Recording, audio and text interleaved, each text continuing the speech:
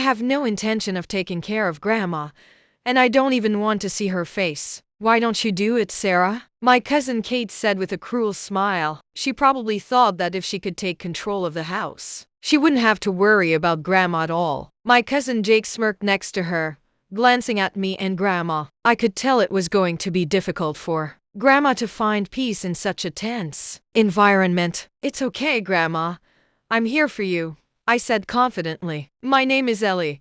I've just turned 45 and I'm now enjoying a peaceful life with my husband. Our 3 children are grown and living their own lives, and the days when I was juggling work and family seem like distant memories. Now, I focus on my work with my husband and the time I spend with my grandmother. My husband, Mark, and I run a well-established family-owned cafe. I manage the business as the owner, while Mark, a skilled baker, contributes his expertise in the kitchen. I chose this path after studying business at university. Initially, I had dreamt of running a cafe, but reality took me in a different direction. During my college years, I worked part. It wasn't entirely on us. Then, with a somewhat sly grin, my cousin Kate chimed in. You two sure are brave, huh? But if things fall apart, don't come crying to us. Her comment made me silently promise myself never to rely on them. No matter what happened, my beloved grandmother ended up with such a bitter sister-in-law, I thought, as I tried to make sense of the situation. It all began when my cousin Jake and his wife suddenly moved in with Grandma. I found this out during one of my visits. When I rang the doorbell, Kate answered, looking taken aback. Oh, Ellie, what brings you here? She asked. I was momentarily shocked and blurted out, Kate, why are you at Grandma's? She paused, took a deep breath, and smiled as if it were all a grand secret. Well, I've been taking care of Grandma. We thought it would be nice to spend more quality time with her, so we decided to move in. She seemed proud of herself. Admittedly, with the new cafe and everything else, I had been too caught up to notice the change. I had been extremely busy, which left me with less time for Grandma. Kate had been spending more time at home, and I assumed she was looking out for her. Thank you, Kate. That's really a big help, I said, though a wave of sadness hit me at the thought of missing more time with Grandma. Every weekend, I dropped by Grandma's house, and Kate often greeted me with a hint of sarcasm. Oh, Ellie, you're here again? Think Grandma's busy, you know. But then, it is Grandma's house, she would remark. I'd smile in return.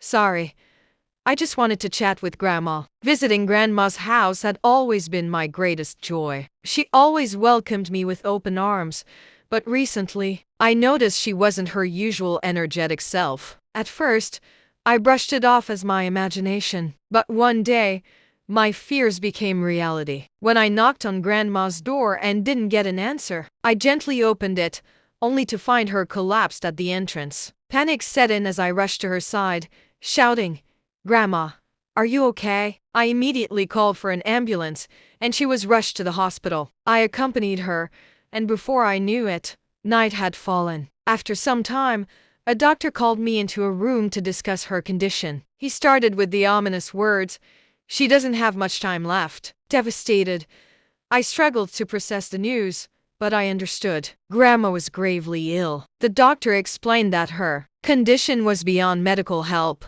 and that it would be best for her to rest at home. As I absorbed the news, I received word that Grandma had regained consciousness. I hurried to her room, where she greeted me with a weak smile. Ellie, I'm sorry for surprising you, she whispered, her voice faint. Through my tears, I asked, why didn't you tell me earlier, Grandma? I didn't want to worry anyone, she replied softly. In that moment, I felt the depth of Grandma's strength and kindness. I made a decision to cherish the time we had left and spend more quality moments with her. How about we tell everyone about your illness? I gently suggested. She seemed a bit surprised but agreed. I hoped my cousin and his wife would appreciate the chance to spend time with Grandma in her final days. A few days later, Grandma was discharged from the hospital. However, this didn't mean she was better. She was sent home because there were no more treatment options available. When we arrived at Grandma's house, my cousin Jake and Kate were lounging in the living room, their expressions relaxed. Kate cheerfully remarked,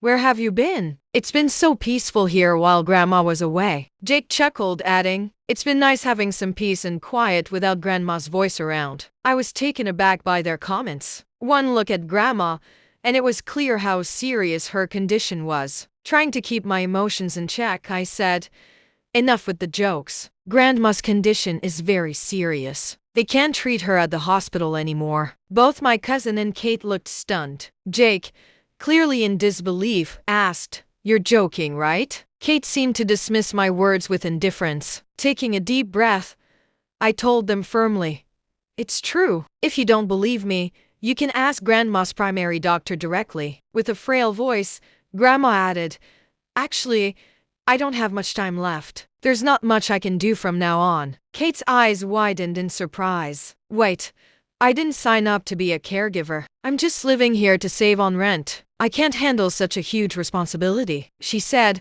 her voice tinged with annoyance. I was in disbelief at her words. Grandma's eyes filled with deep sadness as she whispered to herself, "So, I'm a burden now." It was clear that Kate and Jake were only concerned with their own comfort, disregarding Grandma's feelings. Holding Grandma's hand, I comforted her. "It's okay, Grandma. I'm here for you. This is your house, and we should prioritize your well-being." I turned to Kate, my voice firm, but she remained stubborn, showing no sign of changing her mind. "I'm sorry, Ellie," Kate finally said, though it was clear she wasn't truly remorseful. I was taken aback by their attitudes. Grandma, wiping away her tears, apologized, and I felt a deep urge to protect her. Kate's gaze was filled with annoyance, as if dealing with us was a burden. "Can you just leave? Honestly, I get distracted with you guys around. Don't come asking for help later because I won't be inclined to assist," Kate said, her tone sharp. "Seriously, just thinking about Grandma gives me a headache. Don't try to shift the responsibility onto us," my brother Jake added, glancing at Grandma with clear irritation. It was evident that the inconvenience was on their side. Yet, as soon as they learned about Grandma's condition, their only thought was to get rid of her. Their attitude filled me with a heavy sadness. "We won't be speaking to you or Kate anymore. Our family relationship ends here. If anything happens later, don't rely on us," Grandma said, her voice trembling and her eyes misty. "I won't come to this house anymore. Goodbye." Jake smirked. "Great. Even if Ellie gets into trouble somewhere, we won't be involved. If Ellie is in trouble, it's none of our concern. Do your best with Grandma," Kate said with a dismissive wave. With that, Grandma and I left the house. I decided to take her to my place in a taxi and start a new chapter together. As the taxi door opened, Grandma's eyes widened in surprise. "Oh, what a magnificent house!" she exclaimed, clearly impressed. Indeed, our home was larger and more glamorous than where Grandma had been living. "The company we work for is unique. In addition to our regular wages, we receive bonuses based on the cafe's revenue. This generous system was designed to motivate employees, providing us with a stable and comfortable lifestyle." While I was lost in thought, the front door opened gently to reveal Mark with a warm smile. "Welcome back. I've been waiting," he greeted cheerfully. I had texted Mark about Grandma's arrival, and he had thoughtfully prepared tea for us. After such a long time,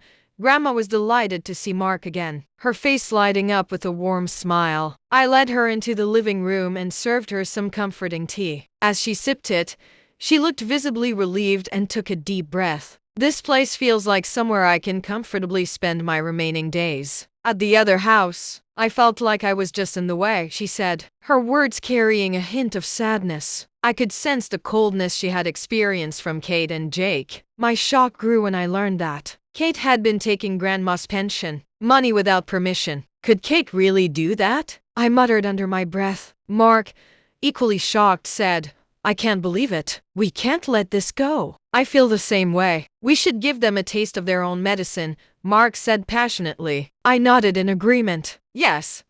Let's take some action." A few days later, I received several calls from Jake. After waiting a while, I answered to find Kate's angry voice on the other end. "Hello? Why all the constant calls?" I asked, feigning ignorance. "It's about Grandma's house. We've been asked to leave suddenly." "This is your doing, isn't it?" Kate shot back. Trying to hide my amusement, I replied, "I have no idea what you're talking about." Her stress was evident as she said, "Wait, Why would she do that suddenly? Did you and Mark plan this? No, we didn't do anything, I responded, my tone calm. I said calmly, Raymond decided to sell the house because it was in her name all along. We were surprised too, but she simply wanted to move on. The sale has already been finalized, and there's a new owner. Staying longer might cause issues. Kate's voice was filled with a mix of shock and confusion. Do you think Grandma really understands what's going on? Did you guys offer her some sort of sweet deal? No, we didn't do anything of the sort, I assured her. Grandma just wanted a fresh start. Mark spoke with the real estate agency right away, and Grandma agreed to the sale because she didn't want to deal with you and Jake anymore. As I spoke,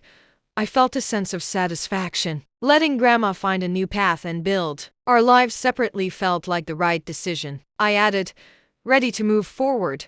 We need to leave the past behind. I ignored Kate's frustration and tried to stay positive. Where are we supposed to live now? Our previous flat is gone. Lily's voice quivered with anger. From what I gathered from Grandma, Kate had a penchant for shopping, always flaunting the latest designer bags and frequenting beauty spas and salons nearly every week. My brother Jake, on the other hand, didn't have a particularly high income, and with their old debts, their financial situation was likely quite strained. Despite their challenges, my brother seemed infatuated with Kate's beauty and probably indulged her every whim, which is why they had moved into Grandma's house to save on expenses. To be honest, I wasn't overly concerned about their situation, so I playfully suggested, why not try staying in a motel for a while? Oh, but it might be tough if you're short on money. Kate paused and then replied, surprised. Why are you talking about our financial situation? I didn't get any response from my brother at that moment. Later, Grandma took the phone, smiling, and said, actually, I told Ellie everything. By the way, Ellie's house is really nice, spacious, with the latest appliances, and very comfortable. It's completely different from what you're used to. My brother seemed intrigued by Grandma's words. When he took the phone, he asked, why are you guys so rich? I thought you were struggling financially. It might surprise you, but aside from our regular salaries, we also receive a substantial bonus. Roughly speaking, we probably earn about twice what you make in a month, I replied with a hint of pride. Both of us work hard and live comfortably. He was silent for a moment, clearly taken aback. Seriously? He finally asked. Yes, I confirmed. You always said full-time employment is the best, but maybe you should broaden your horizons. We seem to be managing quite well with our approach. I added, you need to sort things out on your own without relying on us. Then, Kate's sweet voice surprised me with a request. Hey Ellie, could we visit your place? Just Jake and me, even if it's only for a short while, Kate asked. Taken aback by her proposal, I firmly replied, no, I already told you that we're done. Figure things out on your own. They tried calling me several times afterward, but I had nothing to discuss, so I chose not to answer. I decided they were no longer part of my life. Soon after, I received unexpected news. My brother and Kate had been arrested for shoplifting from a small store. From the police, I learned about Kate's enormous debts, which far exceeded what my brother's salary could cover. She had even been siphoning money from Grandma's pension. Debt collectors had gone to my brother's workplace, which forced him to leave his job. Their financial situation deteriorated rapidly, and they were reduced to stealing donuts and sandwiches to eat. The police informed me that during their arrest, both my brother and Kate had pleaded with them to reach out to me. Jake said, I know we've done wrong, but please help us. Kate tearfully begged, forget our past mistakes and help us just this once. Despite their pleas, I couldn't easily forgive them. Their reckless spending and neglect of Grandma had led to serious consequences. I believe they were now facing the outcomes of their own decisions. Months have passed since then, but my feelings remain unchanged. Grandma is still lively and enjoys each day, which brings me comfort. I've taken time off work to spend quality moments with her, and I'm grateful that my company is supportive during times like these. Though Grandma occasionally feels unwell, we find joy in our walks through the garden and in our conversations about the flowers. These moments are precious to me. Grandma, your birthday is coming up. Is there anything special you'd like to eat? I asked with a smile. She replied, I'd love a sandwich made by you. Although my cooking isn't exceptional, Her kind request touched me deeply. I still have many places to show her, foods to taste together, and stories to share. I cherish every heartwarming moment with her and strive to make her smile as much as possible while she's feeling better.